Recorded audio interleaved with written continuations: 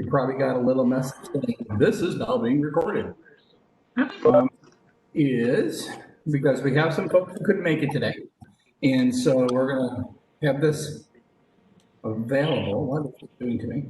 So we're going to have this available for folks to be able to watch a bit later.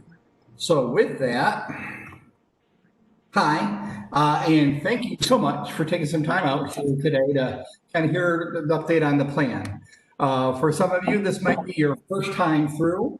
For some of you, you are like road warriors to this. You're veterans here, because I think some of you have been to every meeting we've had since we've had them. Just in the past 2 weeks, This is the volume on here. Meeting number 4 or meeting number 5 will have done. I'm gonna have to go outside. I can't hear. Oh, I looked around. Did you need folks, anything? as I get started, I'm going through and muting you. If you can beat the punch, that would be awesome. Because there are 66 we'll go somewhere else. and not as many of us. So if we're muted up, that helps kind of avoid some distractions.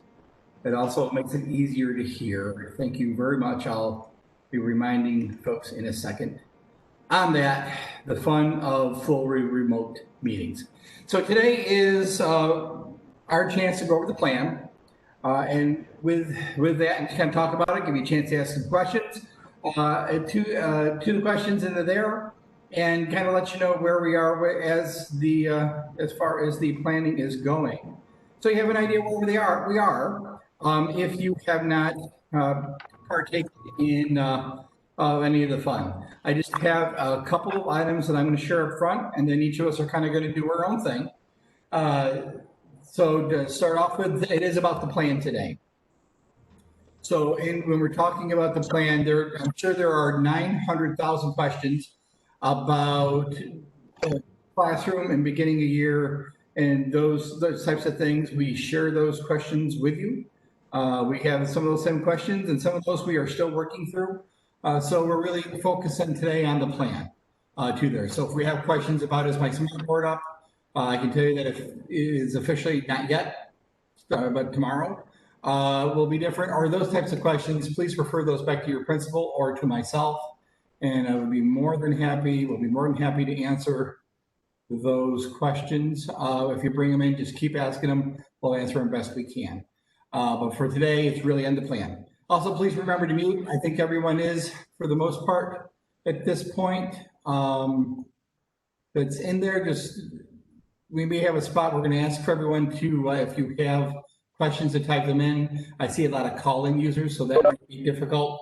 So we may get to a point where we say, okay, call in. Those of you who are calling in, go ahead and ask your question, and then we'll kind of muddle through those pieces to see what we can do for everybody, just to give everyone a chance to have a question in or about the plan that's in place.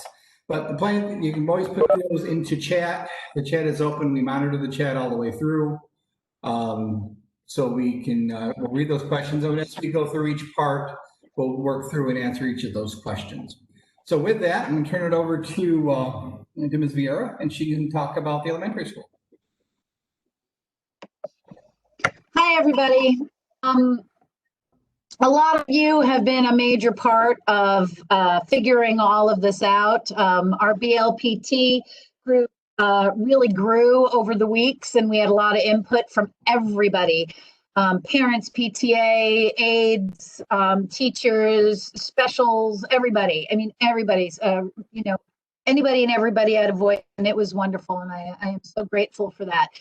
It really helped us figure out how to move forward and open and keep not just the students safe, but all of you safe, because that, of course, is, especially for us here in Salem, I think our number one priority. So that being said, slideshow, the portion that I have is very straight to the point. I have 3 slides. The first one is straight up about our instruction. As the high school does, we have a modified schedule. We are doing the purple and gold days. The difference is we are not doing a block schedule. for us, being foundational skills, we are looking at really focusing in on ELA and math. That is our overall goal. And in doing so, and to make sure we have everybody and getting everything that we need, we too have split the classes. So we've got our purple day. They come on Monday, Tuesday, then Wednesday, Thursday, Friday is remote. Then Tuesday, Wednesday is the other half of the class. So that's how they're split. So the only other thing that fits outside of that norm is kindergarten and pre-K are doing 4 days a week, but they are doing half days. So they'll have AM and PM. This is the norm for pre-K, but that's what we're going to do with kindergarten. The thought behind the process is that the younger guys, to be away from them that many days, we feel that they just won't retain what we're giving them. So to have them in-house 4 days a week, we feel that's going to be far more effective for us. The other ones that will be here for 4 days a week are those students that we have that are in the self-contained classes, or that the SPED department has deemed as those that are needy enough to receive those services that really would benefit from those 4 days. Now, I know we can all say that they're all going to benefit, but we really took a look at IEPs, needs, progression, where they're at, and those students that we felt would really benefit from being here those 4 days. And we do have some students that are what we're calling on our watch list, just to keep an eye on them, where if we feel they really do need the extra days, then we will reach out to those families and move forward from there. But that's instruction for us. It's pretty straightforward. Schedules are coming out to teachers. They were supposed to go out last night. I had a family emergency, so they are coming out today. And we'll be able to move there. Any questions on that? Okay. I don't see any questions, so we can go to the next one. Student movement. It's a big thing for our little guys. So some of you may not be aware, but a lot of our teachers, especially third grade and up, they switch classes for ELA and math. We do a lot of back and forth. We're not going to be doing that this year. The kids are going to stay where they are, and the teachers are the ones that are going to transition. Now, some specials, yes, the students will go out for PE. We've even discussed library because it's a big enough space, and most of these classrooms are on average about 10 kids. So we know that we'll be able to do that. There's also recess, which I will talk about a little bit in the next slide. But we want to provide those opportunities so that there is movement, but we are limiting it in that sense of transition. We just want to keep the space that the kids are in as healthy as we can by flip-flopping back and forth. There's just too much of a chance of contamination. The only other kids that probably be pulled out would be for AIS support or special education resources. And again, that's moving from one controlled environment to another. So that's what we're doing with them. Lunches are going to be in the classroom, except for sixth grade. Sixth grade will go to the cafeteria, but it will only be one sixth grade group. We managed to, one of the big things we were pushing for, Ms. Kratzert and I had talked a lot about last year, as well as the sixth grade staff, was we felt that sixth grade needed a little extra support. I think we all understand why. They're teenagers, they're getting to that age, they're going to be transitioning to middle school. We want to make sure they have the supports that they need. So we wanted to give them a little extra in the counseling realm when here on campus. So to maybe see the counselor twice a week in the whole group. Well, it's beautiful now that we have the smaller groups, but what I have done is there will be an extra counseling session during lunch. So where one group will have the counselor come in and kind of do like a lunch bunch with that classroom during lunch, the other group will be going down to the cafeteria, so they get that out of the classroom experience.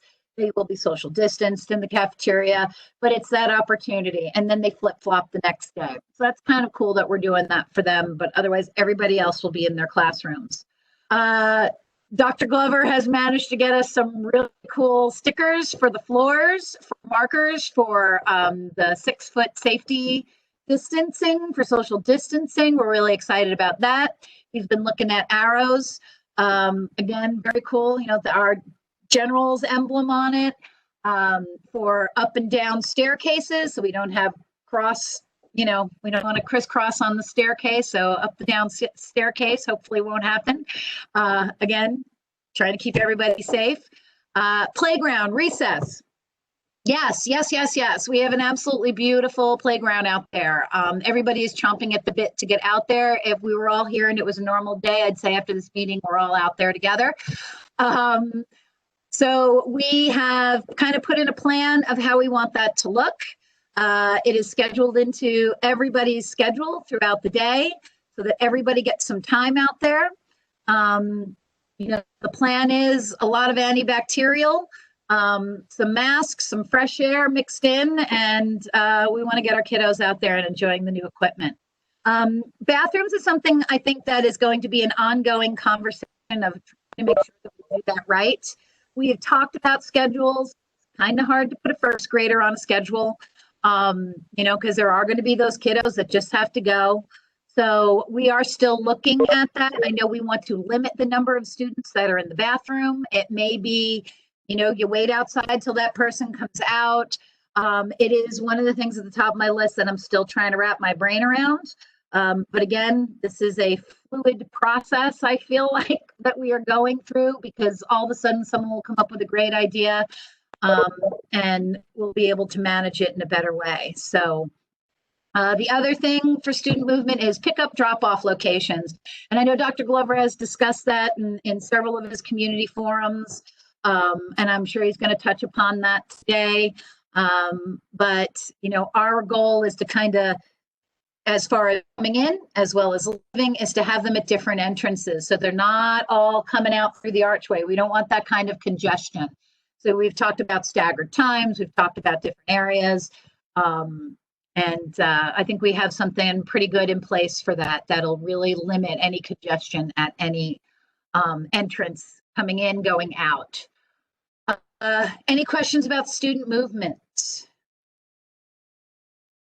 And I know I talk fast, I'm sorry. Let me know if you need me to slow down. All right, so my last slide is pretty straightforward. Safety, and I think it's the thing on everybody's mind. Temperature checks. We have been talking about temperature checks in the mornings when the students come in. It's something I think we talk about daily, about different ways to make sure that we are keeping everybody safe here. I think it's a conversation that will probably continue to happen even after the kids have already started coming here, to make sure we are doing the most effective way of keeping everybody safe. We've even talked about random during the day scans on kids. If I'm throughout the building, they will just kind of come up and scan a couple kids that are having lunch and just to check in. So those are some things we've talked about. Masks and social distancing. There's a slide later on in here where I think either Julie or Dr. Glover will be getting into a little bit more on the specifics of masks.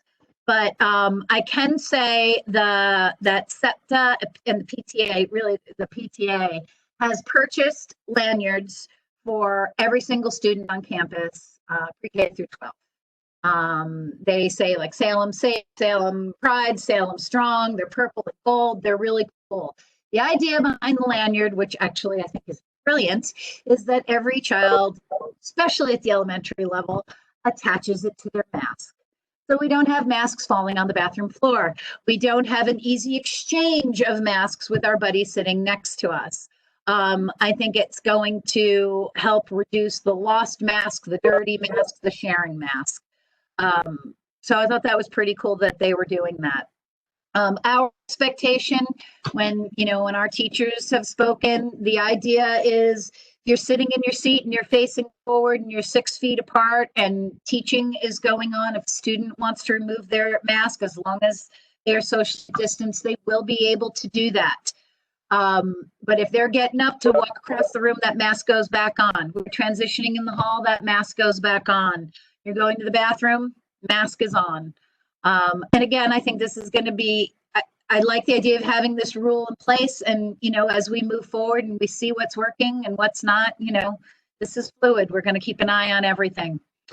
The next one, limited students per classroom. Yes, purple and gold days. We're pretty excited. Our classrooms range from 8 students to our largest group is 12 right now. We're hoping, of course, to keep it at that. But since the summer began, we have 9 new kindergarten students. And I think we have, from all the new kids we have, I think we have 15 new kids and we have 3 sets of twins, I believe. So lots of new kids.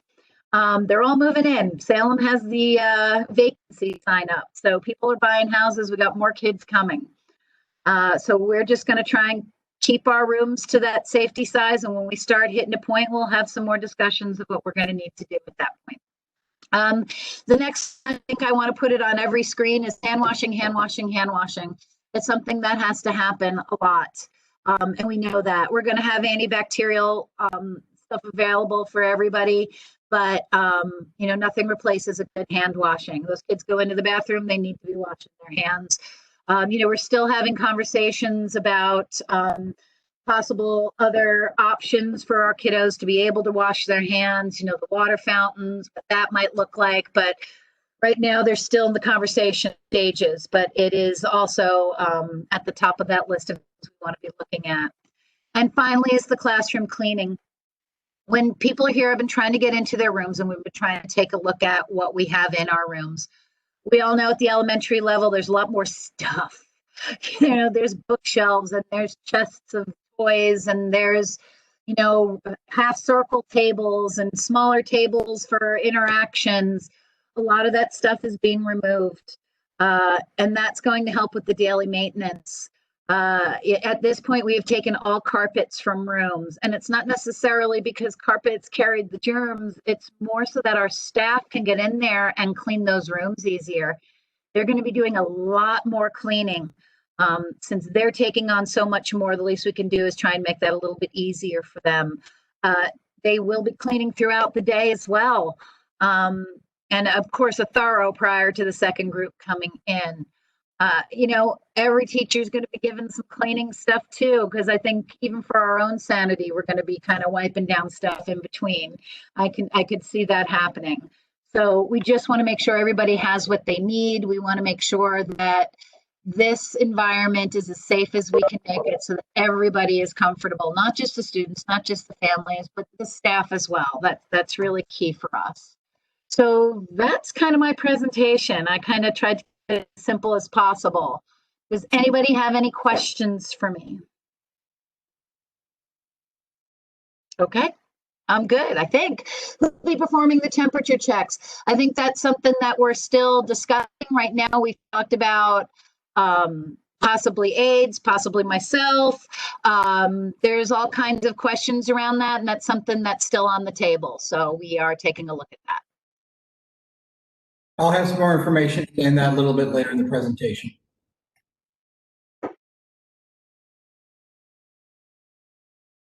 Okay, I think Miss Julia Adams is up. Hello, everybody. Thank you for joining in. I see some people who have joined into our instructional plan that we presented to the parents last week. As you know, if you attended that, high school has a lot of moving parts. And so I think I had about 40 slides in that PowerPoint. What I tried to do for the sake of not repeating too much, but I selected a few slides to give an overview of the high school plan. And then if you have questions, we can talk about that a little more. And then we'll be getting into much more specifics with the high school faculty and staff as we get closer to the beginning of the school year. So our biggest change for our instructional model is that we're going to a hybrid instructional model for us as well. So in that aspect, we are on the same plan for the district. So elementary wise, purple and gold. I'll show a slide in a minute. I just want to go through this slide just with some of the highlights of that. And so one of the things that we also, if you're not aware, what we've tried to do is keep all the families together. So K through 12 families in the same group are together for purple and gold. So we started out in a very simple process. We started out alphabetically, then we identified all the students in the same household, and then started assigning students to purple and gold, and then obviously balancing the two groups because we want to try to keep the two groups about the same size for both days. And that helped us get to that threshold of about 10 to 12 students per classroom. Most of the classrooms can accommodate about 10 to 12 students, depending on the size, socially distanced. So we'll talk about that a little more in a few minutes. But a lot goes into purple and gold, and there are a lot of interrelated parts. So we've had some conversations with our planning group as well about whether or not we could kind of handpick or choose or try to schedule certain classes for purple or gold days. But there were so many links and situations that were affected by purple and gold. It sometimes we weren't able to do that. We are, just a little information for you, we have been taking requests from families. We offered that through the end of the day tomorrow. If they felt they had a need for a certain schedule, either purple or gold, because our intention is once we send out those groups with the schedules next week, that we would not be then honoring those requests. Because if I tell Karen that she is in the purple group and her family starts playing their life around the purple schedule, and then someone else makes a request to switch into the purple group, and Karen is the only person left that's not attached to 3 other family members or CTE or other situations that make switching difficult, I have to go and tell Karen that she's moving to gold, and that obviously causes sometimes some situations of inconvenience and upset to families. So we're going to try very much not to switch purple and gold students unless there's an extenuating circumstance once we send those groups out. Each group will attend school, obviously, on those 2 consecutive days. Now, we'll try to select a model that we could take our traditional 9-period schedule and run that over 2 days. So it's called a 4x4 block. And the remaining 3 days a week, students would participate in remote learning. And we are, as some of you are aware, developing a new program at the junior high level. Actually, it will be more of a middle school type of a class, either 5 through 8 or 6 through 8, a 12-1-1, and those students will attend daily Monday through Thursday and remotely on Friday, similar to the self-contained class at the elementary level. So the rationale behind going to the schedule, and then I'll put up the block so you can see it. So the rationale was that the current 9-period schedule has a lot of transitions. So we can move to the next slide. And so this block schedule would have less transition between classes to reduce, number one, the contact in the hallway. That's one of the biggest things that is emphasized in the guidance, obviously, is safety, which is reduced opportunity for contact time among students, faculty, and staff. So that provided us with less transition, but allowed us to maintain some of those instructional minutes in person. So we've gone to an 83-minute block. Classes that met every day will meet once a week in person for 83 minutes and once a week remotely for 83 minutes. So that's equivalent of 4 instructional periods in a week. And then Friday, there is that flexible time.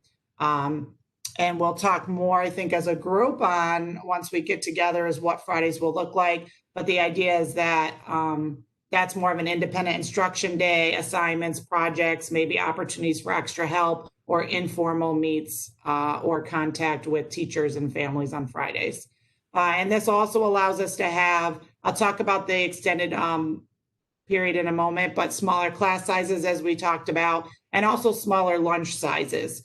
So that's another point, which you'll see in a few minutes when I show you the schedule, is that traditionally we've had 2 lunch periods, one for junior high and one for high school.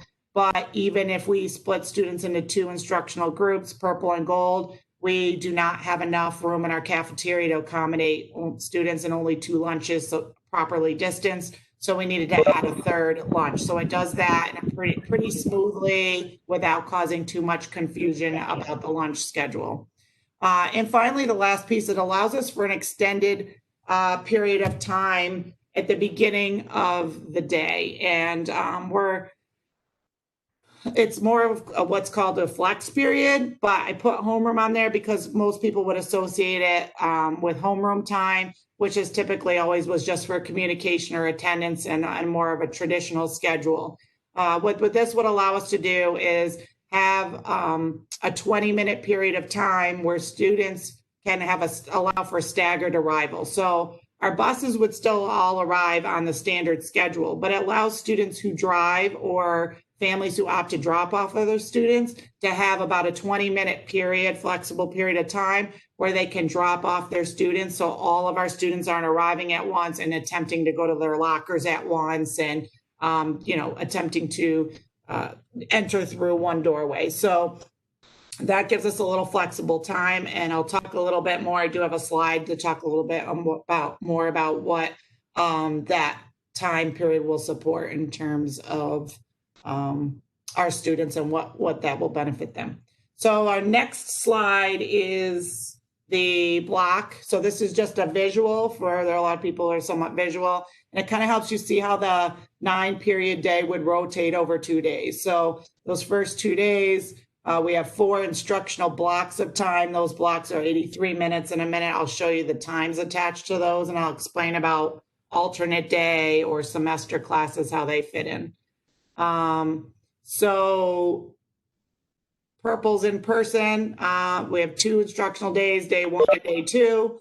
Day 1, we run through periods 1 through 4. So on that first day, Monday, Purple's in person for those 4 periods. Gold is participating remotely, and what that looks like depends on the course and a little bit of the teacher's style. So we're not going to require everybody does simultaneous live instruction, but that is certainly one of the options. And then as we get together in the group, we will talk about that more in the next few weeks in terms of sharing ideas about how we can support those students at home.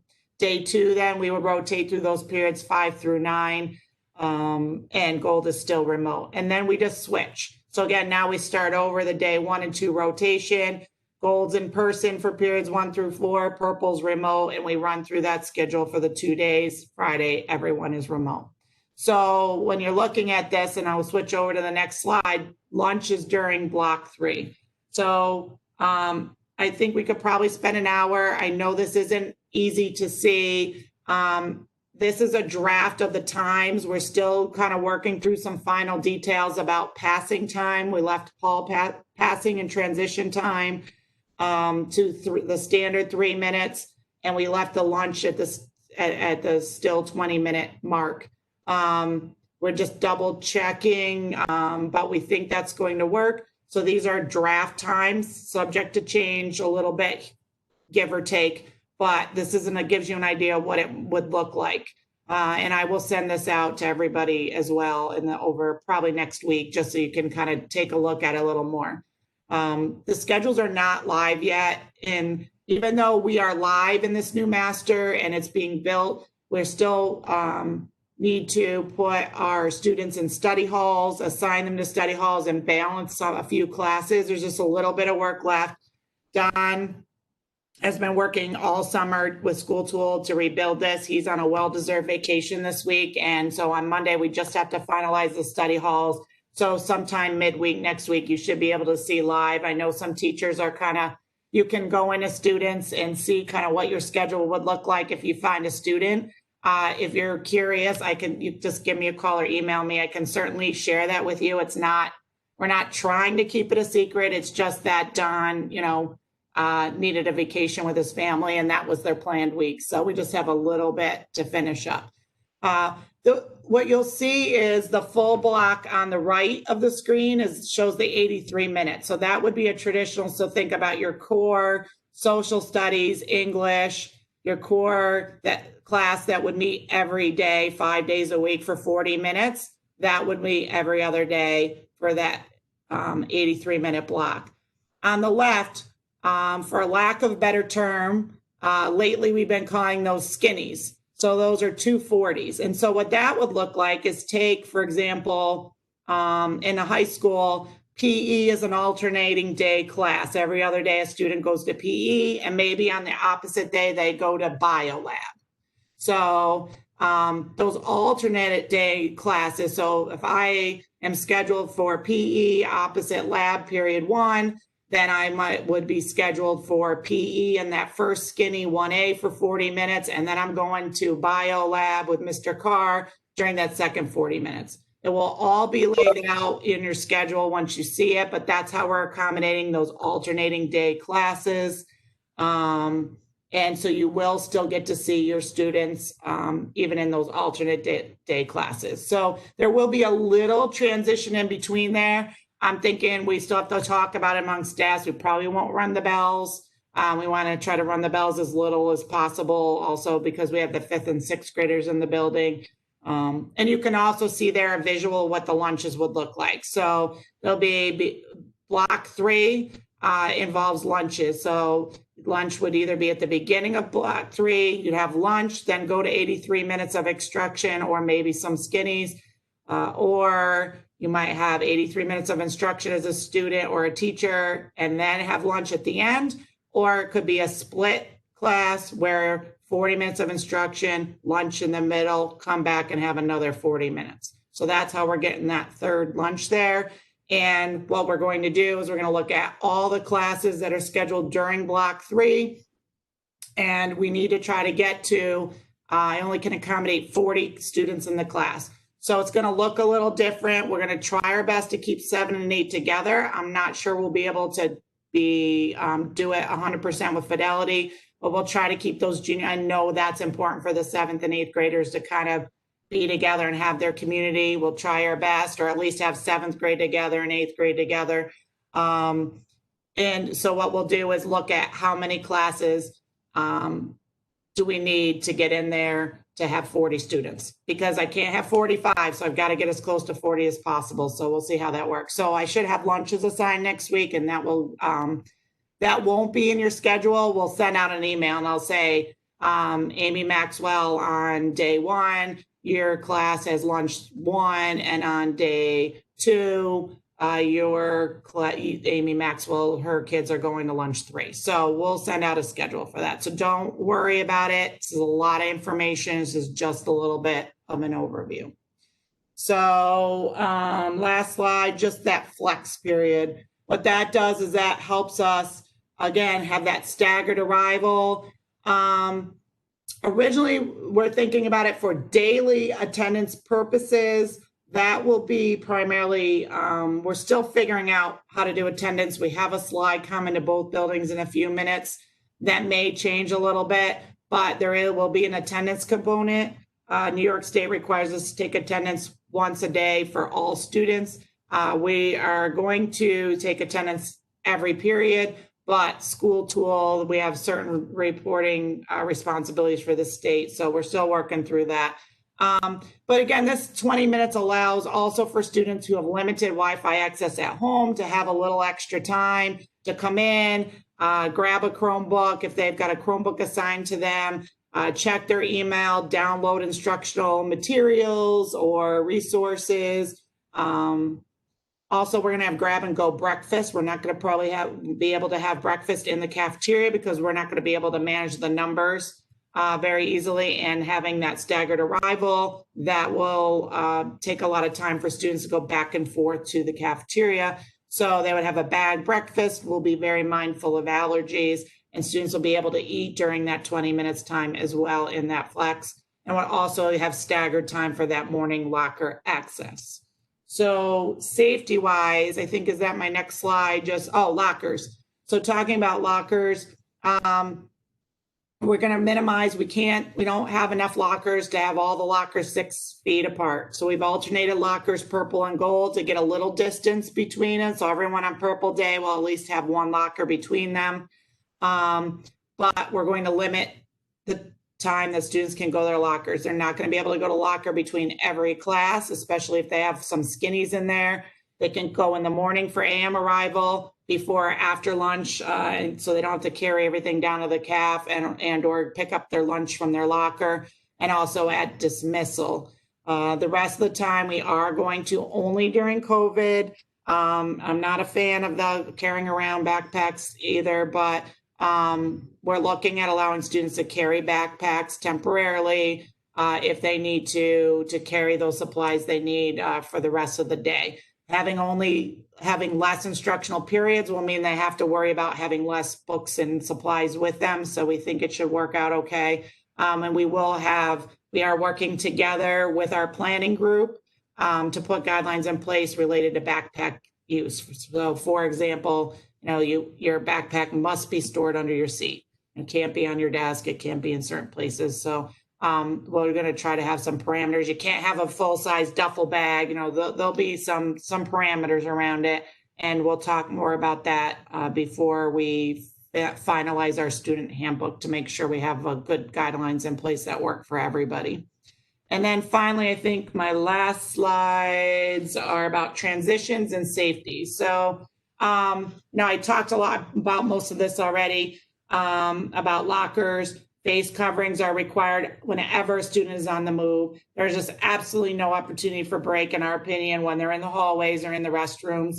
And we have more info on masks coming up in a minute. And finally, we're still working on our protocols for restroom use and capacity. I think we don't want to tell students they can't use restrooms at a certain time. So we just need to try to put some reasonable parameters around that. And I think Dr. Glover will talk a little bit more about some early plans about some of our cleaning in the facilities, including restrooms. So I think lunch, I talked a bit about lunch, the 3 groups. We're going to use desks right now instead of tables. So we're using some of our extra desks. They'll be 6 feet apart. Students, again, they obviously can remove their masks when they're seated and eating and drinking, and they're socially distanced. If they're on the move, they must wear a mask. So, and then we have some of those common guidelines that are kind of common to both of us. And that first piece, and Mrs. Vera, Karen, chime in if you want, if I forget anything. But just an overview, I mentioned this already, that a little different than in the spring, New York State really has some strict expectations about attendance and tracking chronic absenteeism. I think we all have that concern about students. We've all had probably students in our classes, elementary and high school, that kind of checked out during that remote time in the spring or were MIA. And now if they're compulsory, it's going to be much more difficult to do that. We're going to have requirements every day for student engagement. New York State wants us to have instructional plans where students are engaging with their instructional material and teachers daily. Now, it means for the high school level, the classes that they're scheduled for. So if it's day 1, the 5th period teacher for day 2 isn't going to expect the student to have to check into Google Classroom or Live to engage with them. Certainly, they might have some contact during planning time or office hours, but that wouldn't be required. But on the days that they're supposed to have instruction, as well as Fridays, there will be mandatory check-ins for students. We will have to make exceptions and work with students who have remote access difficulties. There will be some of those, but I think they're few and far between, and we should be able to create a process for those. So I think it's going to depend on the situation, the grade level, the age of the student. Certainly, it's going to be much harder for a 3rd grader to do a remote check-in on their own than it would be for a 16-year-old. So we know that, and I think that will be unique to the buildings, and we'll still work those out together. Full-time remote learning. So we've had some questions, I think, in both buildings from families as well as teachers. We all agree that it's best to have that contact with the students and have them in the building. We want that, but there are situations, there are health situations, there are concerns that are legitimate for families that are causing some requests to come in for full-time remote learning. That is an option. We need to have a plan for that. We need to work through that with our families. New York State is requiring us to do that. We can't tell them no. So we're going to have to work through that. Right now, I think, I don't have the exact numbers but it's not a huge amount of kids, but there are a few. And so we'll work that out. But what we've been telling them is that it's number one, it's not the remote learning like in the spring, that there will be those requirements for interaction with the teacher, live instruction, that it really, in order for that to work, they need to have internet access and a device, and we can loan devices for that until we get to the one-to-one. So that, I think most of the families that are choosing 100% remote do have those capabilities so far, and that they still are going to be under those instructional expectations that we have for our students in the hybrid model, so that we're not creating different expectations and a different plan for those 100% remote students. I think we'll have to maybe make some accommodations. Sometimes there might be different timelines that work is due. I mean, we might have a few considerations depending on what their access levels are or what their family situation is. But for the most part, they must meet the New York State standards of their grade level. They must meet the requirements to earn their regents. There are they're still, although they're flexible, there's still lab requirements. There are still requirements for CTE programs, so that we're being clear that if you choose remote, you're still expected to meet those requirements. And then finally, we've kind of talked to families that we're going to do quarterly check-ins. So we'll assess, and there are some students that have probably will do well and be able to have at least on grade level, if not better achievement remotely, but there might be some students who are struggling. So that we'll do those quarterly check-ins, and that at any time they can return to that hybrid setting for some of those in-person days, and that we'll kind of check in and talk about that. So if it's not working, we need to make a plan. So we're going to be with you on that. And I think in the next week or so, we'll be sharing with the teachers and the grade levels who is choosing remote right now. I think our last slide was face covering. So, the purpose of these meetings that we've been having with our faculty groups, our parents, our students, is to get feedback on that initial plan we developed. And we received feedback at both buildings and from parents and teachers, staff, that we needed to be a little more specific about defining when students could remove their face coverings. And the state does, the guidelines allow for students who are seated, socially distanced, all facing in one direction, to remove their masks. They don't really define that beyond that. And so initially we did not either, but we received a lot of feedback. And so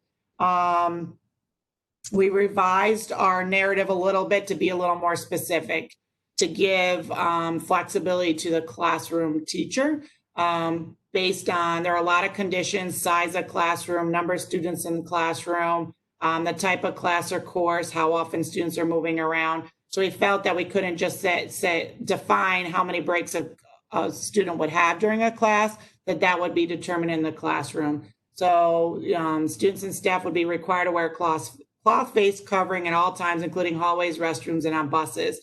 And students may remove their face coverings during meals and breaks during instruction unless they cannot be maintain social distancing. The frequency and timing of breaks will be determined by the teacher and outlined in class procedures and expectations for each class course section. So Karen and I will work with our respective faculty groups on how we would communicate that out to parents. So I think depending on the age and the type of class, how you develop those procedures might be different. Some teachers may want to develop that procedure with their students, but it will be important to communicate that in writing and make sure that everyone is clear, so that we can have something that's reasonable and also that we're using with consistency in that setting. I think it is important to have a reasonable amount of breaks for students. I think over time, everyone will get more used to wearing their masks, but I think all of us can agree. I know here we've been trying to wear masks more often. There are very few of us in the building on a regular basis, and we're somewhat isolated from each other. I know I've been trying to wear them more, and once I start having some meetings and talking even for 10, 15 minutes, it takes some getting used to. And I think over time, students will get used to them. I think we'll find that students need a little more breaks in the beginning. And I think parents want to know that we're mindful of that, but that we're also have a safe environment. And we want you all to feel safe in the classroom. So, we heard you that we needed a little more detail, and hopefully we're in a better place with that right now. Obviously, we're encouraging students to bring their own face coverings, but we will provide them to students if they do not have their own.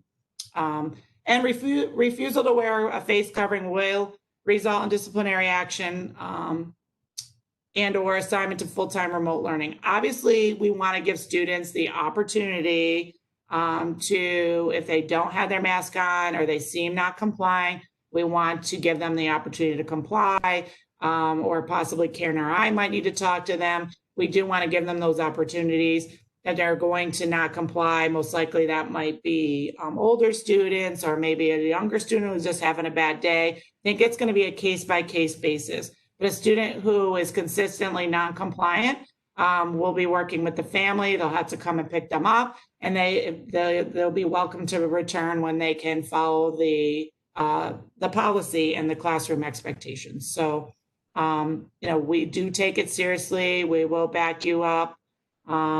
And I think as long as the parents know there's a reasonable opportunity for break, I think that's the biggest thing is, students, we don't want that to be excused. Well, I didn't get a break for an hour. So I think, when we have our policies up and writing for them, I think we'll be able to back that up. I think for the most part, hopefully once we get going, we won't have a problem. I see the kids in Stewart's all the time.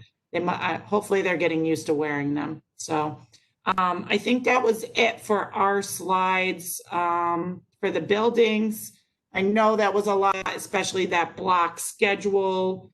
Any questions? I know a lot of the people from the high school have been on our planning, in our planning group, but I know there are a few that haven't tuned in lately. So if there are any questions, feel free to throw them in the chat, or if you're on the phone, unmute and ask, or you can email me directly.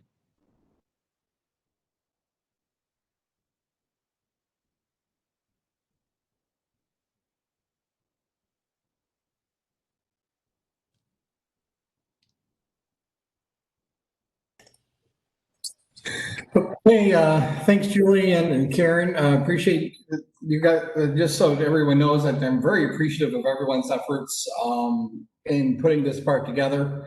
I have been fond of saying recently that, some of the work that we're doing has been described as kind of putting the plane together as it is flying. I don't think that's accurate. I think it's more about we're in free fall and trying to sew together a parachute before we hit the ground in the dark. And so to do a lot of things with what we have and not knowing what's going to happen next can be frustrating and difficult. So I appreciate Karen and Julie's leadership and all that, and I appreciate all your efforts for those who have been ideas and questions and tuning in today and really being involved in the whole overall process, because it's really together that in working together and planning together that we're going to have the safest environment for our students and for ourselves as we approach opening day and then for the years beyond. One question here before we get started for Julie and Karen about the remote days for kids, given specific directives about attendance and engagement. Either you want to answer that before I jump in?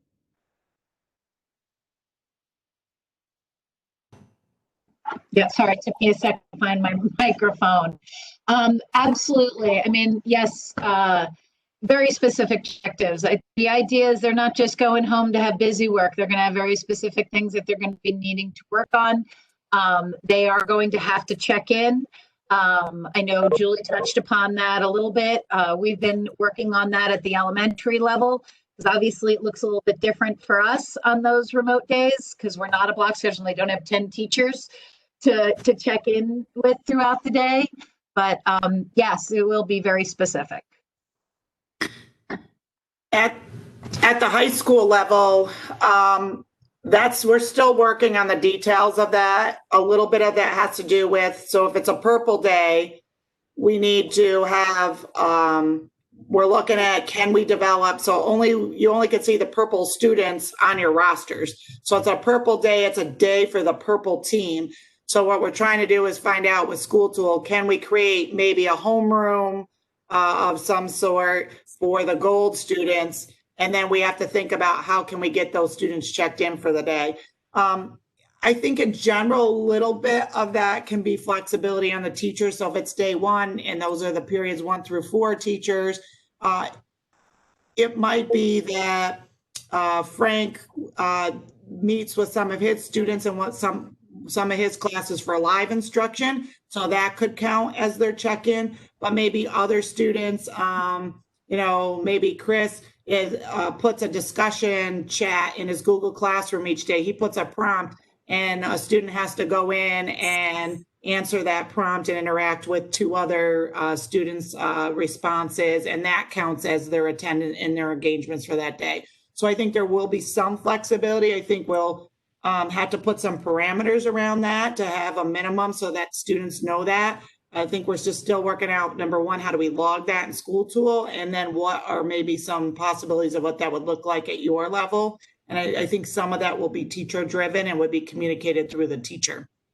I think the overall expectation will be is you must engage with your 4 classes on that day, but what that looks like might be a little more on the teacher level. And I think we'll talk about that more in our upcoming meetings.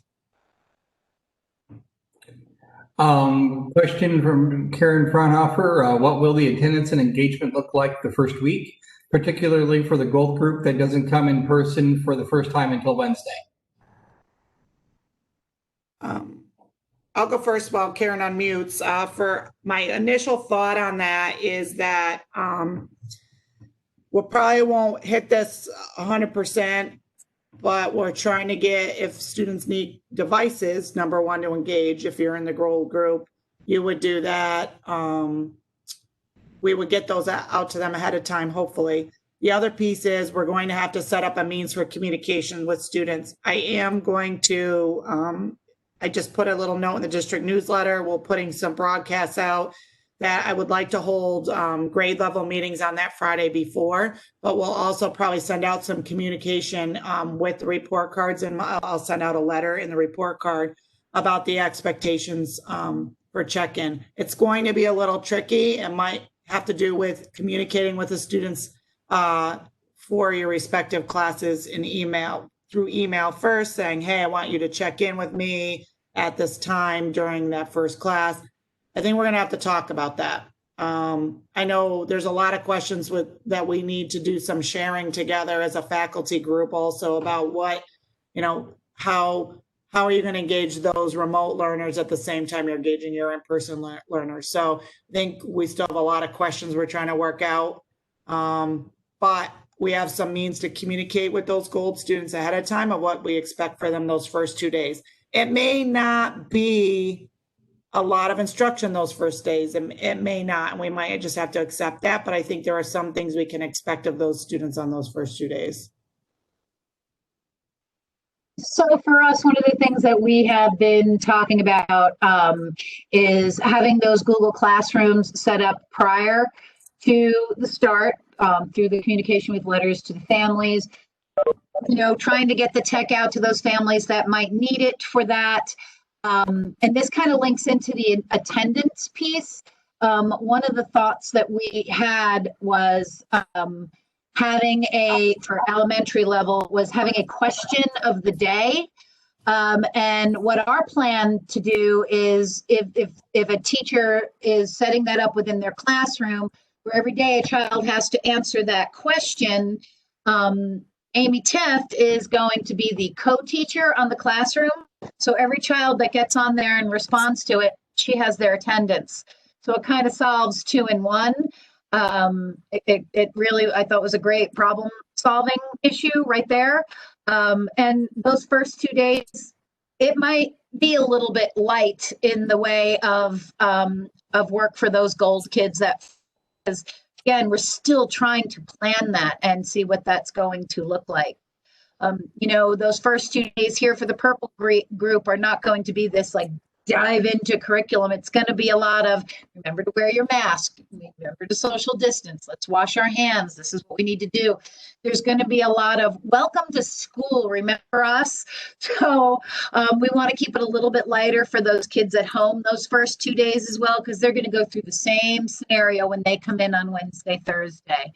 Again, the elementary definitely looks a little bit different than the high school, but that's kind of our game plan. Okay, great, thank you. I think I'll just add to that as we start moving into the next section of things that's there. We did have the 4 days approved for professional development right up front. So in those 4 days, some of the things that need that last minute kind of hammering out, there'll be an opportunity to. We're working on some of the planning for those first 4 days now. First day with students will be on the 14th it'll be on the 14th of September will be the first, day of classes for kids. Your teachers and aides, your first day is still going to be the 8th. We'll get the letter out to you soon for the opening, what that looks like. But I think we'll have that first week to help us work through some things of last minute of nature to, for some of these questions to move forward. So on this slide here, I'm all the things that aren't necessarily in the classroom, but kind of pervasively cover over everything that's going on in the district. And in some conversations with folks, I can sense and I can certainly empathize with the level of frustration on having concretes, meaning that, we just need to know exactly what we need to do, how we need to do it, when we need to do it, and so we just know what we need to do all the time.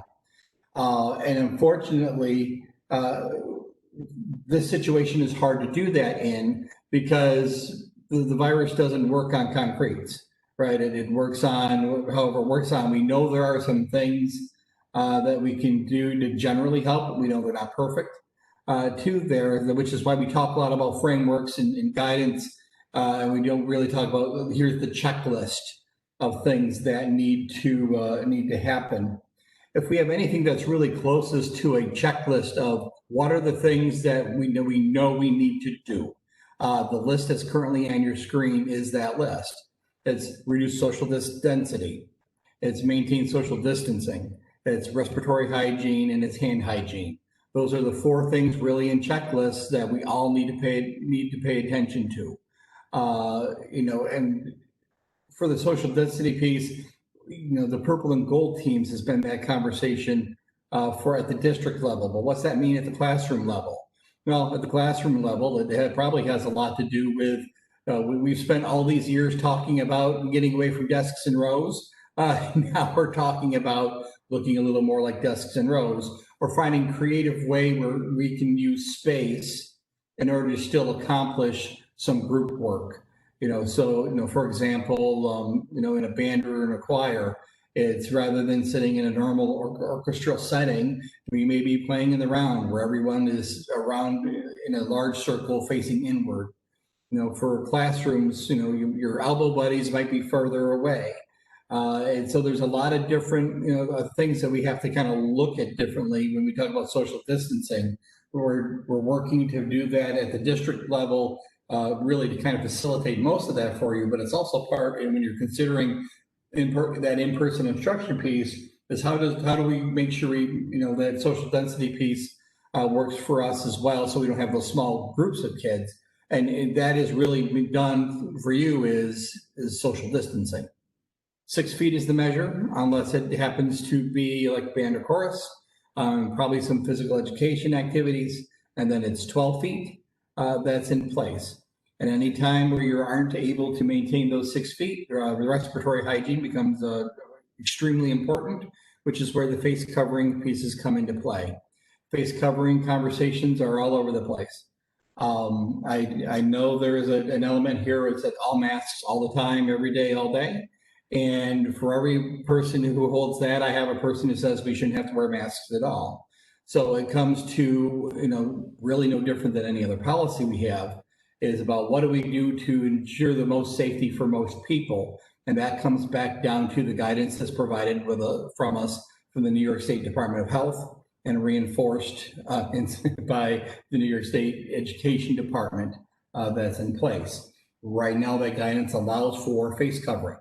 We've all seen a lot of different things on the effectiveness of masks versus face coverings versus gator scarves versus bandanas versus there. We know there's limiting effectiveness that is there, but having something is better than not having anything. And as that guidance changes, we'll adapt to it as it comes. The respiratory hygiene is there. Hand hygiene is, wash your hands, keep your hands away from your face, which is where we've done a pretty big investment into gloves. We've done a pretty big investment into masks. Disposable ones. We've done a pretty big investment into hand sanitizer to help kind of cover up those times before folks can get into bathrooms. But we're also looking at things like we need to turn all the hand dryers we have to turn off because they are blowing COVID around off people's hands. So we have to shut those down and go to paper towels. And there's a lot of that type of work that we're doing in the cleaning. So if you're ever looking for, what's my checklist? What are the things these are the things we know we have to do. These are the 4 things. And if we can stick to these 4 things and promote these 4 things, we are going to be in good shape. And then we can deal with some of the other pieces that kind of surround these, the what ifs that go with it.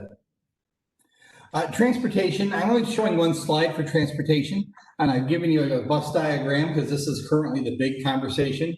All these plans only work if we can get kids here. So we are asking parents who are able to transport their children here. And for, kids, of course, can drive themselves. So we're likely to see an uptick in drop-offs. We are making some changes to how those students get dropped off. We'll be dropping kids off of buses for high school at the Circle. We'll be dropping elementary students off probably back by the gym door, the back entrance that's there, and then all of our walk-in and drive-in, because a lot of parents come through the bus loop. Students will be coming in at the breezeway to come into the elementary school. That's really the major change for the transportation piece is the intake. We know we have a very large gathering out front in the mornings. We're looking to reduce that as best we can. And we're looking also when we have to offload buses, how do we maintain the social distancing? How do we keep density down? And so we're dividing the kids not only by purple and gold, but also drop-off locations and entry into the building to try to keep those numbers as limited as we can. When it comes to putting kids onto the bus, a couple different models that we're looking at. This is a smaller bus, but just as an example for seating, there's some conversations about the 1 student per seat. The bottom example is what the 6 feet distance looks like. You can see the difference. For us, it's the difference between, this version being 22 students and this version being 11. Students that are there. So we've broken down all the bus routes to see what kids we have on what runs and where, and then what would work best for the routing. And we know we have some folks helping, and we are appreciative of the help that we are doing there. Leaving for the day, we are going the same way. That's the wrong thing. Leaving for the day, we're going to be doing some of the just some things opposite. The dismissal will be much more familiar to there, except we're going to stagger out rather as kids go out. That's not because we're tired. That's just in stages with the kids. So we'll have most of our walkers at the elementary going up the front of the building directly to where their parents may come pick them up. So they can gear up that group of kids and that group of kids can go. And then we will be picking up the elementary students first on a schedule to go to their assigned buses. And then that group will go over to the Circle to pick up the high school students. This will have some impact on parking. After some conversations, the student parking lot is going to be student only. The Circle Drive will have no parking in it at all. And we'll ask all faculty, staff, and administration to park over at the bus garage parking lot to be able to come into the building at any part of the day. So we got everyone here, and here's Lisa's questions, is, who is doing the, the screenings and your temperature checks, and here's your answer. These temperature checks are going to happen in 3 locations. They're going to happen at the Circle. They're going to happen at the bus loop where they normally come in, and it's going to happen back by the gym entrance. My office will be there by the time school starts. The project is almost done. The walls are painted now. So we'll be there. As to who's doing the temperature checks, the technical answer is nobody. We actually have purchased equipment that will do it automatically. So there isn't anyone who is actually going to take anyone's temperature. Students will walk up to a piece of equipment and expose their hand to it, and it will register what their temperature is, and then tell the folks that we have there, most likely aides, to what the temperature is, and it'll say it's okay. If it says it's okay, it will move on. If it's not okay, we have a procedure in place, which we'll talk about in a second. So at no point are we going to ask anyone other than the nurse and probably administration to actually take an actual temperature of a student. The kiosks that we have invested into are above and beyond what you get in a handheld. These actually measure the temperature around the unit. They take into account the environment of which the student is, and then make adjustments based on those to get a more accurate reading of the skin temperature that is there. Remember that the screenings are only really to figure out if that student or that adult, because adults, we have to do this too, to make sure we don't have 100-degree fever. If we're above 100.0, we're 100.0, then we'll follow protocol and we will carry from there.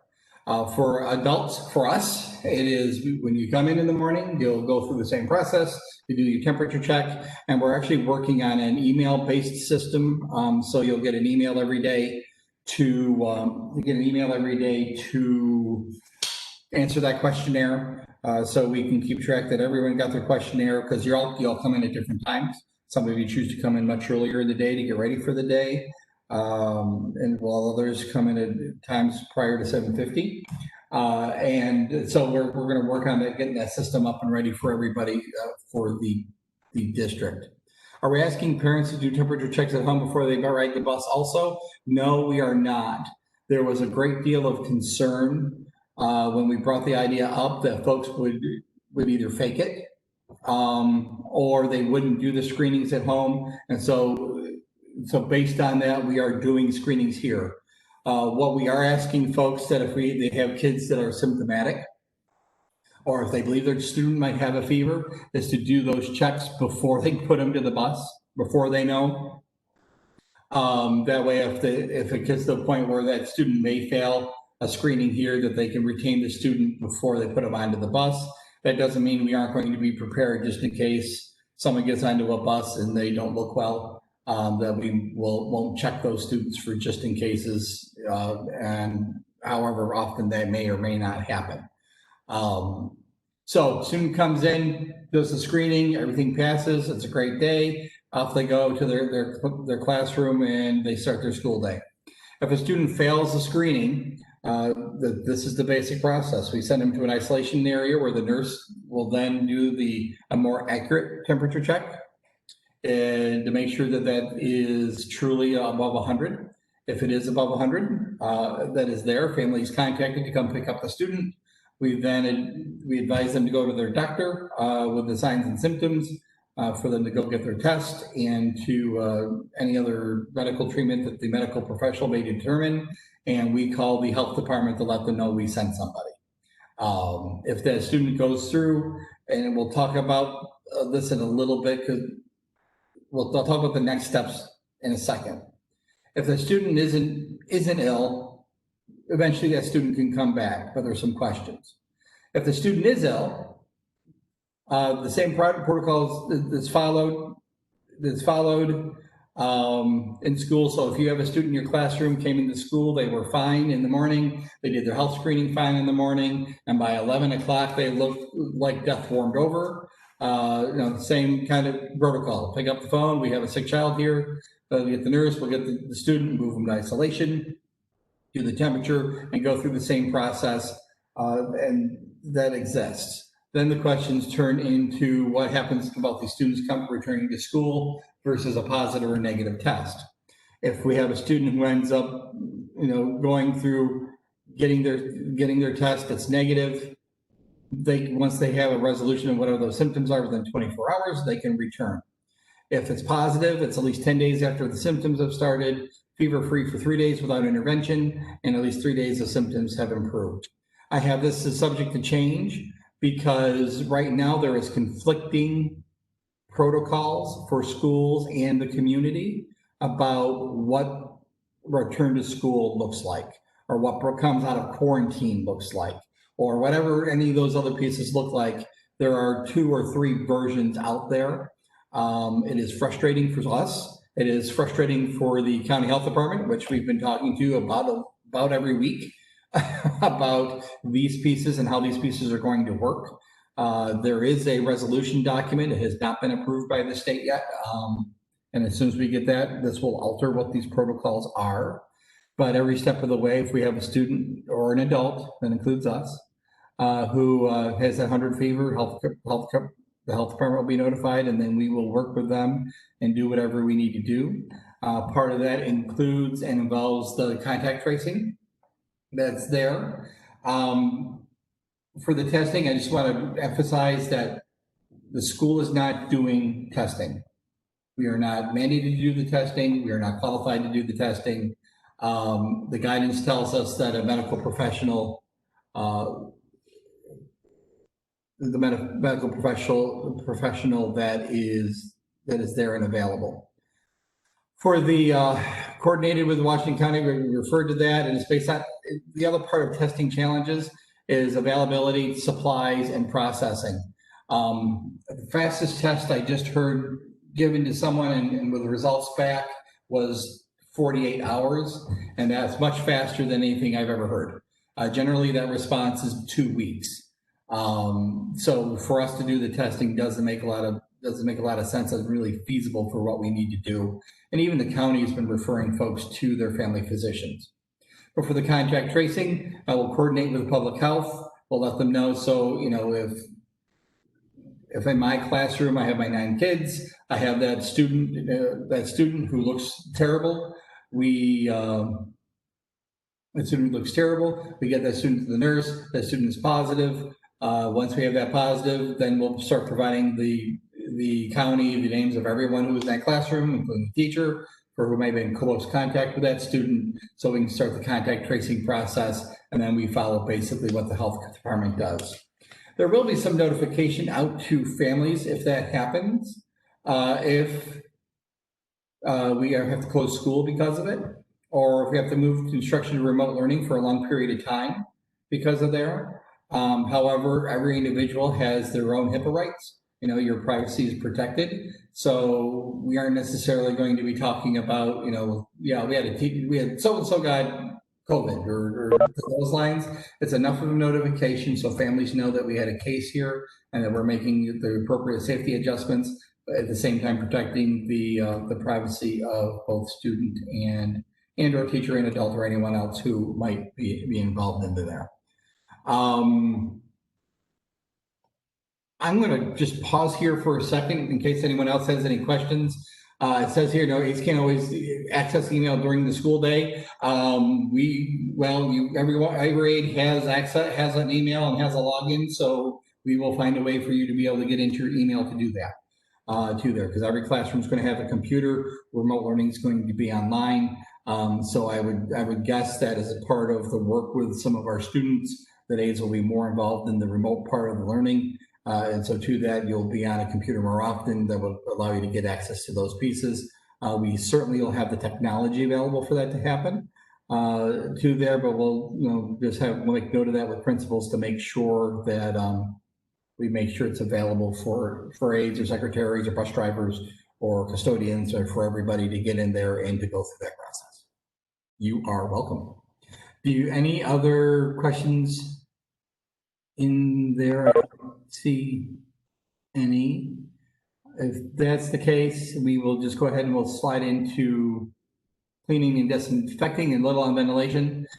Our cleaning and disinfecting, it's the crew currently sitting in the distance learning lab, watching the part of the conference here. It's our custodial crew is going to come to our rescue. And there's a lot of work that's going to be going on. Once your academic schedules are set, we're going to set our cleaning schedule, several actually. So there will be a regular kind of almost hourly to every hour, hour and a half cleaning schedule that will include cleaning bathrooms, which include wiping off door handles, which will include cleaning off locker handles and knobs for there. It will include disinfecting buses after bus runs. It will include cleaning and disinfecting cafeterias.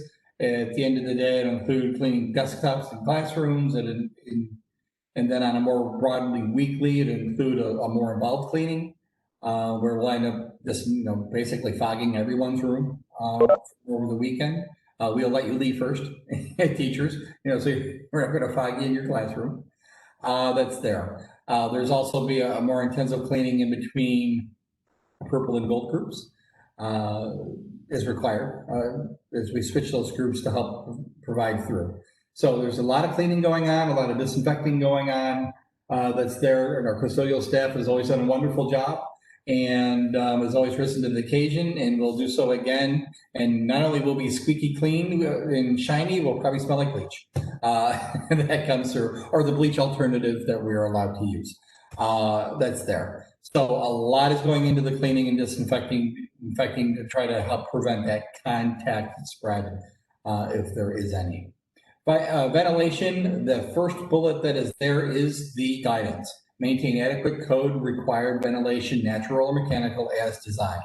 That is your univents in your classrooms, or what is designed to there. So the idea behind ventilation is bringing in fresh outside air in order to keep your air in your classroom appropriately mixed, if you will, so it doesn't get stale in one places. But for ventilation, in my space, my windows open most of the time. I crack it open just to have it there. You can do the same in your classrooms. There's recommendations on cracking the door open. Dave, there's a fire code. Yeah, I know. But if we got a day that it's nice out, we need to or open a door and open a window to get some fresh air in, we can do that. That's there. Just, if we have a real emergency, just remember to kick the doorstop out of the way to allow that in place. There have been a couple questions for folks. There'll be a couple folks have asked about bringing in air purifiers and that type of thing. I don't think there's any objection to that. It's not any different than bringing a fan into your classroom, and it is certainly safer than those of you who bring your space heater in and hide them on us because it's cold in your classroom during the winter months. That is there. Outside sessions, acceptable weather permitting, absolutely. We've actually just started some conversations about maybe setting something up in the courtyard. We'll just have to remember to be respectful of the classes around that courtyard. So there's some space there. Outside of that space, there's probably be some spaces for some outside learning. Construction will still be going on, so we'll just have to be careful and safe there, but we can certainly work on there. Will there be disinfectant available for staff to use to clean equipment between students? Yes, there will. But Barb, I see that's from you. So you, Stacy, and I have to have a conversation because your equipment's a little different than anyone else's and how we want to do that. We have some pretty good plans, kindergarten and pre-K, about how to make sure that the toys and some of your manipulatives are clean, which I know you've already shared and set. And then there's some other areas where we may have to employ some of those ideas to make that happen.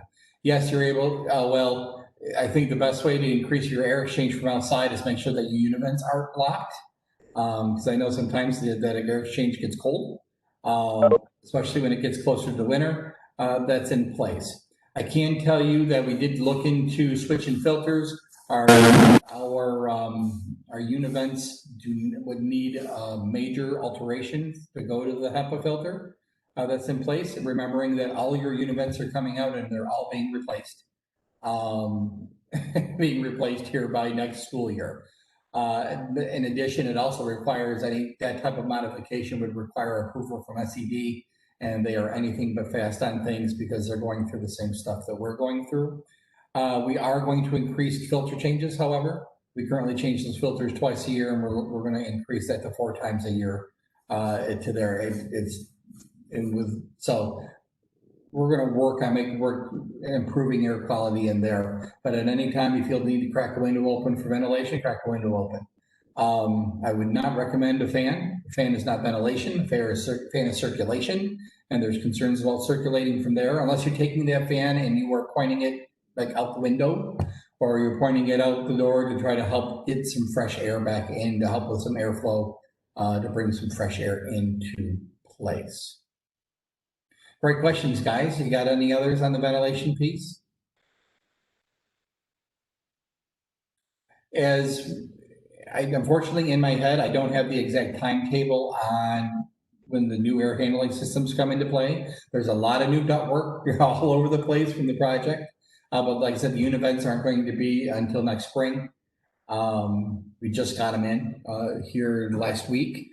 But it's, like I said, it's the requirement is adequate, code required, natural or mechanical. Mechanical is univent, natural is opening your windows and opening your doors to let some air in. Going outside and having outside lessons is certainly available. That's always been available to you, there for the ventilation pieces. Without any other questions here, I'm just going to jump to technology quick, and this is like my last slide. There, so Jane, warm up your fingers and stretch out, because I saw you were going to hold your questions to the end. So we've already talked about having the Smart Bond funding. That's already here. We're working on getting those devices ordered to one-to-one. That's probably going to be, it's probably going to be mid-year. No, I'm sorry, not mid-year, like mid-fall. So probably around October is probably where we'll have that together. So teachers, you have your devices. We are working on those document cameras for you. So for those of you who wanted it. For the smart boards for folks that were in the primary, we are literally this week starting to put them on walls and getting them moved over and into the right classrooms, so that those will be ready for you into the classrooms for there. For those of you who do not have a laptop, so it doesn't allow you to do what we're doing currently on a laptop, we are purchasing kind of 2-in-1 units that are microphones and cameras. So you can do Zoom meetings or Schoology or WebEx or whatever platform we're choosing to use to, to be able to interact with kids on a remote and video and directly live program. So you'll have those pieces in place. We have increased the bandwidth here by about 20% to make sure we have adequate bandwidth available for the increased video use and the increased online use. If we find out that that's not enough and we're bumping up the limiters, we are going to increase it again to make sure that we have the connectivity we need and the bandwidth we need to be able to get out what we need for the remote kids, as well as to make sure we can do the things internally that we need to do. You may have seen recently that we've been having some conversations with some of our neighbors, and with some of the neighbors are talking about being able to have like computer labs throughout the communities. So maybe one out in Hebron, maybe one out in Shushan, maybe another one here in town that would have device access and computer access. We're also talking about, providing some assistance to have some adults to be able to help kids with and the parents with technology issues. We're going to provide some of our own, but we have some tech savvy community members that want to help to see if they want to help with some tech issues, or even be able to reach out and help out with some basic tutoring things that will be into place. Beginning conversations, but for the remote learning piece, we're going to need a lot of support. What we heard a lot of back in the spring is that folks needed more support. They needed more technical support. They needed more academic support. And I'm not being critical. You guys did a wonderful job this spring there, but there's our human limits only take us so far before we need help. And if we can put more people to this, and the community wants to help support the school, and this is one way they believe they can support the school, and I agree with them. So we're going to help and get them involved. It'll be a wonderful resource to have. And another wonderful support of our community, of our students. We are also going to start allowing bring your own devices.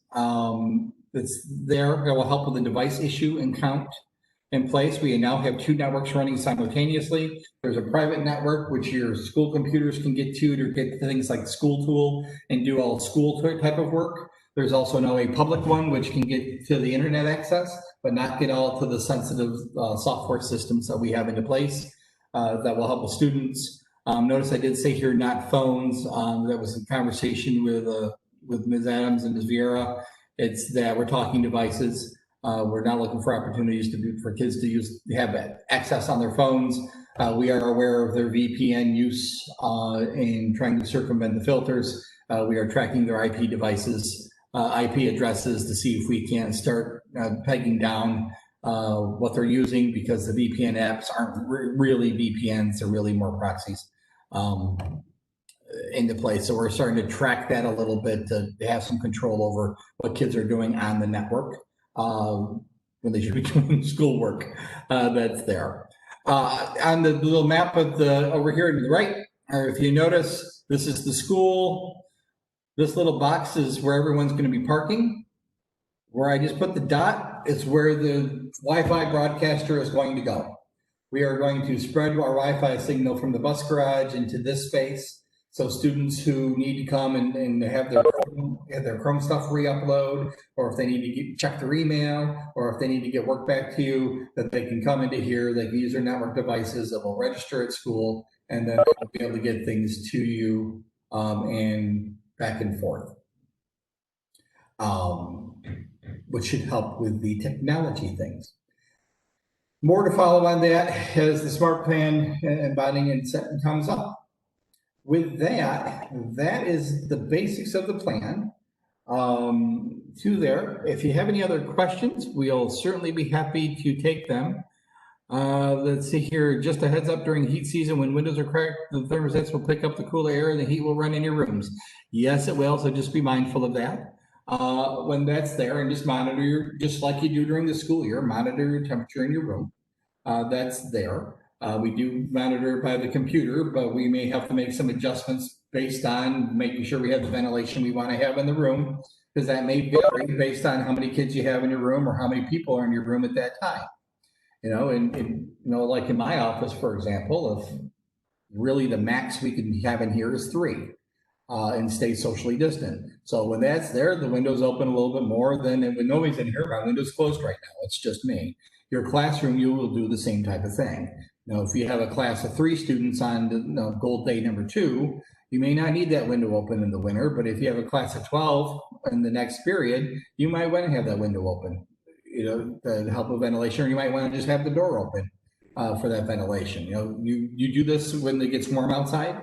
When we didn't have COVID concerns, it's the same environmental controls that you would during the regular school year.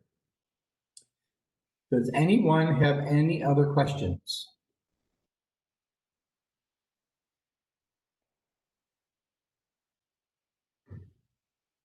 Has been talk of streamlining the remote learning program, such as we all use Zoom or we all use Google Meet? There have been a little conversations to that yet, but we haven't really hit consensus because each group has each piece has its own benefits that are able to use. So we've allowed folks to use their own platforms at this time.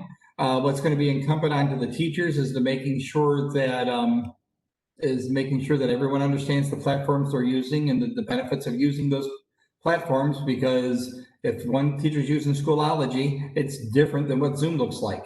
And so you're going to have to teach your kids how to use the different platforms. And then by extension, we're going to have to make sure that parents understand how those platforms work as well. Of course, the way to prevent that is to say one platform or one platform only. But we just similar, no different than in the classroom where you have your technology. We don't want to limit you to this is the only technology you can have. We want you to have the tools you need in order to teach the best that you can. And so we're allowing for the variety in the platform. We just need to be able to teach our parents. What other questions? Thanks, Julie. What other questions do we have?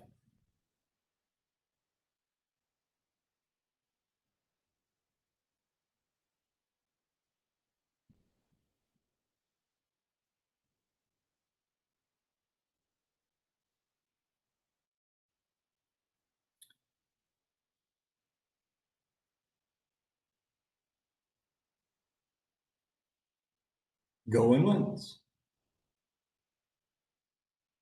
Oh, here we go. Can I bring my kids to school or bring them home at the end of the day with me when I am working? Good question. We haven't talked about the end of the day piece yet, and we'll have to talk about that a bit because it's about that the challenge there is the supervision at the end of the day. Like, for example, I plan on bringing my boys to school, but when I bring my boys to school, I'm dropping them off in their respective locations and then I'm reporting to work. And that I think would be the expectation, the same for anyone else who's bringing their kids to school, is you put them through the same process that any other kid did, and then you report to work, that you wouldn't necessarily bring them in and they wouldn't be with you until it was time to report. But we haven't really talked about the end of the day piece yet, so we'll make note of that and then and talk from there.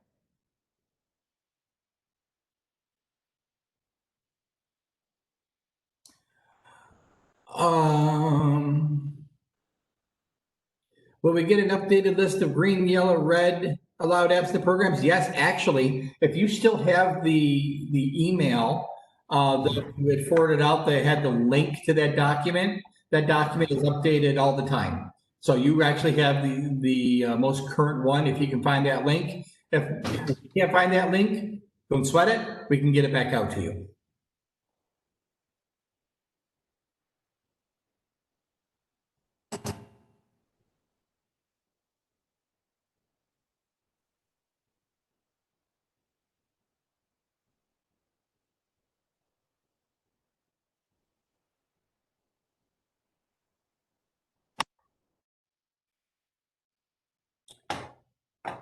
Going once. Going twice. Can I ask a few? Third and, yep. Oh, I was waiting for it. That's why I'm dragging out my 3 count, Jane. Yeah, I was waiting. I like to do that. Make sure we can count. So I have a few Thank you. questions. Right, I know. Well, thank you, for all 3 of you for all the work that you've been doing. I know it's been tireless and all this. I originally had 21 questions, but I've grouped them down to like 5. So that's good in this whole time period. So I'm just going to go kind of in a day of the order. Even though, can we still ask the parents to take a temperature check, even though we don't trust it? And then still do it at school. And my thinking is maybe we can get at least a few kids who aren't sick not to take that bus. And because then we have to, because what if the kids show up, then they're sick, bring them back to school, I would think, if they're little, right? Yeah, and Jane, that's it. I think we can certainly ask that question. I don't think there's any that's there. And here's kind of a little bit of the thought process behind why we decided the other way, other than the kind of some of the parent and actually some of the faculty and staff concern. It's that, like, because we were talking about, what if we test them before they get on the bus? If we test a kid before they get on the bus, then we have a kid that may be stuck at a bus stop, and we can't abandon a kid. So it led to some other challenges that's there. But we can certainly ask folks to, for out of an abundance of caution, please give your kid a temperature check before you go, just to make sure. And I'm sure there will be several families who would do that if we ask them. And I'm sure there's going to be some who are going to do it anyway. And then we'll have some that won't, but we can absolutely ask. That's great. And I'm kind of going over the day. So we sometimes have kids who really arrive early. What is the drop off time for that? Like, when are these temperature checks and doors going to open?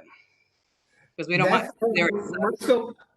we're still kind of landing on what that early arrival date is especially going to be, because it can't be as early as, I know we have kids here sometimes at 7:30. But I don't think we're going to be able to accommodate a 7:30 drop off. So we're still working on what that is going to look like, and we'll communicate that to folks once we're solid. Okay.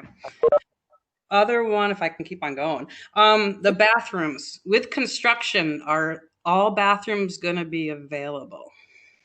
All the bathrooms are going to be available as we currently know them. Okay, the hot and water. Of course, except for the primary, because the primary is going to be closed. At the high school wing, the new set of bathrooms isn't coming into play until December. So there'll be some time before we have any, if the bathrooms by the circle end up being disrupted. But right now it's not till December we have to worry about that. Yeah, and I think part of like trying to like limit the people in the bathroom, that's probably something that we have to do on each side level. Like, how do we make sure people are just going in one at a time, or what, or those things. And the little guys, like the primary guys, trying to use these much bigger bathrooms too. Probably got to look at that too. At the end, or the shared classrooms and the cleaning, because especially on the secondary level, there's so much of us all over the place now. Will there be type of a cleaning, or can we, I don't know how that's going to look at, moving in and out of the classrooms. Yeah, we agreed that with more people in the classroom, the more important that room is going to be, right? Because the more people you have in there, the more likelihood that's there. And we need to that's why we're waiting on the instructional schedule to get set, so we know where we need to prioritize. Because if we get to block 2 and, you're in a classroom with another teacher, and switching out, and we're going to focus on that classroom before we focus on the classroom that doesn't have anyone in it, because it's a planning period for somebody else. That makes sense? Yep. Yeah, well, at least to me it does, yeah. At the end of the day, do we know if like 10th period walkers and drivers could still stay, or is that something more on the secondary level we should talk with Julie about? Right now, we're going to hold off on that 10th period for September. Just because we don't know what it's going to look like. We might need to keep talking in September in that period. We don't know what the remote learning thing is going to do. There's just a lot. I want to make sure we have enough time to be able to adjust to this hybrid model. If we settle in quicker, we can certainly re-examine it. We are talking a little bit about, if we can make it happen and have the resources available, and we can get the cleaning schedule to work out right, to have like a scheduled after school help period for each group, at least once like one of the days for purple and one of the days for gold. But part of the challenge, remember, the challenge is we need to make sure we can get everything clean before the next day. And we're small but mighty in our cleaning crew with 7 or 8 of us. Get that done. So, definitely. And thanks for being patient. I just have more. I know with the state, it's like that. If the spike hits 9% of COVID, then we close down. But what is our criteria for that? Is that just a local? Yeah, right now we're following whatever the state tells us. Okay. If there is, I think probably the exception to that is if Washington County Health Department steps up, and so if the state says, I don't know, says Albany County and Saratoga County have to close, but Washington County is okay, and the Washington County Health Department says we're not okay, we'll do what the county health department tells us to do. Yeah. So any of that type of thing will be done in conjunction with the government agencies that are responsible. Yeah, some of these questions I was just getting as we were going through, with texting. And the final one is simple. With the professional development day, do we probably don't have that plan quite yet, right? Because it just got approved. And yeah, we on kind of on the big picture scale, we're looking at it kind of the first day kind of being traditionally what we're used to it being, but it's going to have to look different. On another day, there'll be some meetings. There is a set of professional development that we're going to bring in for everyone to go through. On one of the days, on a third day, we're talking about it basically being a your day. So it would end up being, you get your stuff ready, and it's just you to work day, and then asking folks that if they have great ideas they want to share, setting up like little, kind of like what we did on our WADA days in March. Okay. So you're open for that then? Yeah. Okay, good. Yeah. For that type of thing, so folks can share great ideas they've learned over the summer, or if someone said, or even if it's, guys, I have no idea what I want to do with my daily check-ins. If there's a group of folks who want to get together, and talk about that while they're in school, it's just an idea for you to get together and collaborate and talk and share some ideas. on another day, and then we still have one day that's kind of up in the air a little bit too there. So we're not looking to jam pack the time. We want you to have the time to prepare because there's a lot to prepare for, which is why we're doing the 4 days. I guess to that, I'm just going to steal as we aren't going to be doing the countywide professional development day, but I'd like to remind folks that if you're still doing PLC work with that group, tap that group, use that as a resource. We're actually going to be, superintendents to start talking a little bit about how we can make sure that keeps up and facilitates. So you just have, you talk with your colleagues around the county on how some of this is going through as well. Because sometimes it's just a good conversation to help solve some problems. Great, that's it. And once again, thank you and Julie and Karen for everything you've been doing. So we'll be in touch. Thank you. Great, thanks, Jane. Anybody else? We've already eaten up like an hour and 45 minutes of your summer. I know we've eaten more. Yes, staff, yes, everybody, and thank you, Julie. For kind of work conditions, it's a 5-day week for everybody, for us. So for 10-month employees, for 12-month employees, 10-month employees, 12-month employees, for teachers and the faculties, those are going to be 5-day weeks. There are some other conversations going on with other aspects of the school that may adjust to that. But for teachers, it is a 5-day week schedule. Aides and other folks, and from the other part of the unit, there are still some conversations going on. Will the community meeting tonight be the same as last week? It's basically all 3 of those meetings shoved into one, but a little bit more, but more of the Cliff Notes version. We're really looking for just the minor changes that have happened since we last chatted, and just one more overview, and really to get that last chance to get any other questions from anyone who may have any at that time. Dr. Glover, this is Amy Maxwell. Hi, Amy. Just wanted to follow up with the question from Holly. It affects me and a few other people, I'm sure, but so I had planned in my head to bring the kids in with me and take them home with me. But if they can't do that, that's going to impact your bus route. So I just want to make sure that if we can't bring them, we figure that out, or I know ahead of time. Yep, good point. Because that's, I know there's a bunch of us that are going through the same conversation too there, but I see it more of a problem in the afternoon than the morning. But we will, your point is taken, Amy, and we will get word out as quick as we can, okay? Okay, thank you. Thank you.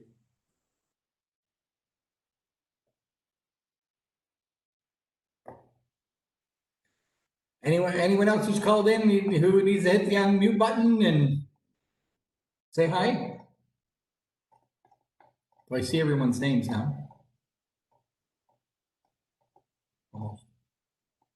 Okay, so everyone, thank you so much for taking your time today and getting together for this meeting. Please know that this meeting isn't the end of your asking questions or bringing ideas or having any input to this overall process. Do not hesitate to pick up the phone and give us a call. Well, I see you, Colleen. Or give us a call or send us an email or whatever. We are here. For the input, we'll answer questions. Like Colleen says, I think I missed some details about the 14th opening day.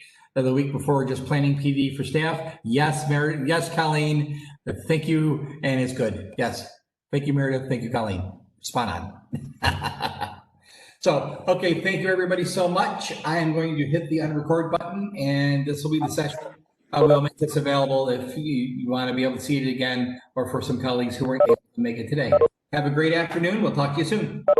Thanks, Dr. Glover. Thank you. Thank you.